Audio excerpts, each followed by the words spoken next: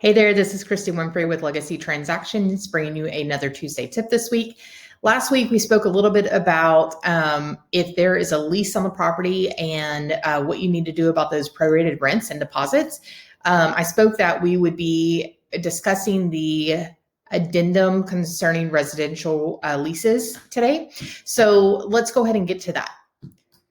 So whenever there is a lease on the property, if the buyer is purchasing the property, you need to make sure that this box right here is checked saying that there is a lease. There's a tenant currently living in that house. When you check this box, you need to also include this addendum regarding residential leases. This needs to be executed with the contract. You should not be executing the contract and then providing this at a later date. So, for buyer's agents who are writing offers on a property, make sure that you know if there's a tenant living in the house. And if there is, then this needs to be included with the offer.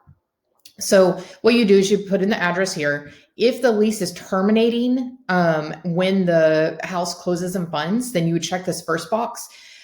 Note here that it does say that this paragraph does not terminate the lease. So they need to check in the lease and making sure that they have the right to terminate. A lot of times whenever a buyer purchases a property, if there's a lease already in effect, that buyer takes over the lease until the lease ends. Just by selling the property, that doesn't automatically terminate a lease. So if the lease terminates, you'll check this box. If it does not, and the buyer is taking over that lease, then you're going to check box B. If box B is checked, then you're going to need to check one of these. And the first box says that either the lease has been already delivered, and I would recommend, if you can, go ahead and get the lease prior to executing the contract so that way the buyer can review it. If it has not been delivered, you're going to check box B, and that says that within 3 days of the execution date, the seller has to provide that lease to the buyer. And then whatever the amount of days you put here is the amount of time that the buyer has to review that lease. And if they decide that they wanted to terminate the contract and get their earnest money back, they could, as long as it's within that amount of days. Now, moving on, it says that a seller must transfer security deposits. It doesn't say anything about the prorated rent in this paragraph. So again, as our Tuesday tip from last week discussed, have an amendment that says how much that security deposit is and how much that prorated rent is. That way it's in writing and agreed on of how much is being transferred at closing.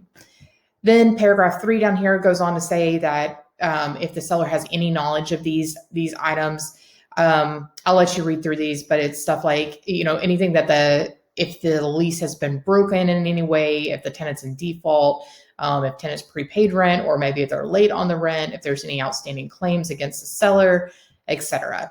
If they're aware of any of those items, they would fill that in this blank. And then paragraph 4 goes on to say that if any of these become true, the seller would promptly notify the buyer, and that buyer has 7 days the seller has 7 days to cure that issue.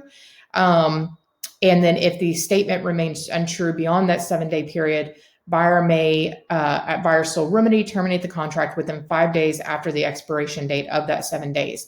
And then they could get their earnest money back. But if they don't terminate within the 5 days after the 7-day expiration date, then it deems that they're basically moving forward. They waive their right to terminate.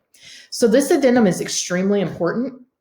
And you want to make sure that you have that included with your offer when you are writing an offer and you know that there's a tenant in the property. And then if you're the listing agent and a buyer makes an offer on your property and you know that there's a tenant in that property, just make sure that addendum gets included with the offer as well, and go ahead and provide those leases.